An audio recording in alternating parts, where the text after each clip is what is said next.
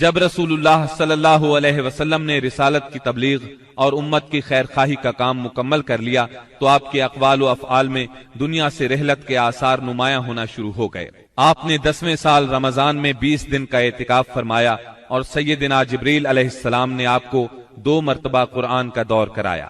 آپ نے اپنی صاحبزادی فاطمہ رضی اللہ عنہا سے فرمایا، میں سمجھتا ہوں میرا آخری وقت آ چکا ہے۔ سیدنا معاذ بن جبل رضی اللہ عنہ کو یمن کی طرف روانہ فرمایا تو انہیں وصیت فرمائی، اے معاذ، غالباً اس سال کے بعد تم مجھ سے ملاقات نہ کر سکو گے اور میری اس مسجد اور میری قبر کے پاس سے گزرو گے۔ یہ سن کر سیدنا معاذ بن جبل رضی اللہ عنہ رونے لگے۔ آپ نے حجۃ الوداع میں کئی بار کہا، غالباً میں تم لوگوں سے اپنے اس سال کے بعد نہ مل سکوں گا، غالباً اس سال کے بعد حج نہ کر سکوں گا۔ اسی طرح الیوم اکملت لکم دینکم اور اذا جاء نصر اللہ کا نزول اسی بات کا پیغام تھا کہ آپ دنیا میں اپنی مہم سے فارغ ہو چکے ہیں، اور اسی وجہ سے اس حج کا نام حجۃ الوداع رکھا گیا، کیونکہ آپ نے اپنے رب سبحانہ و تعالی کی طرف منتقل ہونے کے لیے لوگوں کو الوداع کہا۔ اوائل سفر 11 ہجری میں آپ احد تشریف لے گئے اور شہداء کے لیے اس طرح دعا کی گویا زندوں اور مردوں سے رخصت ہو رہے ہیں۔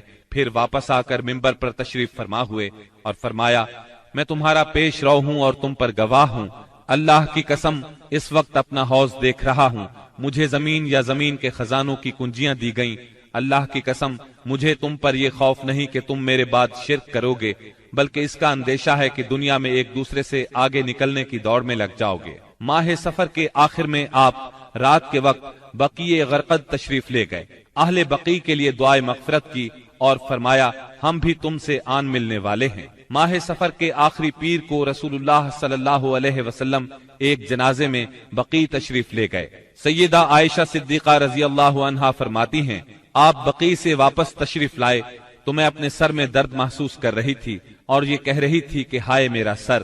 یہ سن کر آپ نے فرمایا، بلکہ میں واللہ اے عائشہ ہائے میرا سر۔ یہ آپ صلی اللہ علیہ وسلم کی بیماری کی ابتدا تھی، اس کے باوجود آپ باری باری سب بیویوں کے پاس دن گزارتے رہے، یہاں تک کہ مرض میں شدت آ گئی۔ اس وقت آپ سیدہ میمونہ رضی اللہ عنہا کے گھر میں تھے اور پوچھ رہے تھے، کل میں کہاں رہوں گا، میں کل کہاں رہوں گا؟ مطلب یہ تھا کہ مجھے سیدہ عائشہ رضی اللہ عنہا کے ہاں رہنے دیا جائے۔ چنانچہ ازواج مطہرات نے اجازت دے دی کہ آپ جہاں چاہیں رہیں۔ آپ سیدنا فضل بن عباس اور سیدنا علی رضی اللہ عنہما کے سہارے پاؤں زمین پر گھسیٹتے ہوئے نکلے اور سیدہ عائشہ صدیقہ رضی اللہ عنہا کے گھر منتقل ہو گئے۔ سیدہ عائشہ صدیقہ رضی اللہ عنہا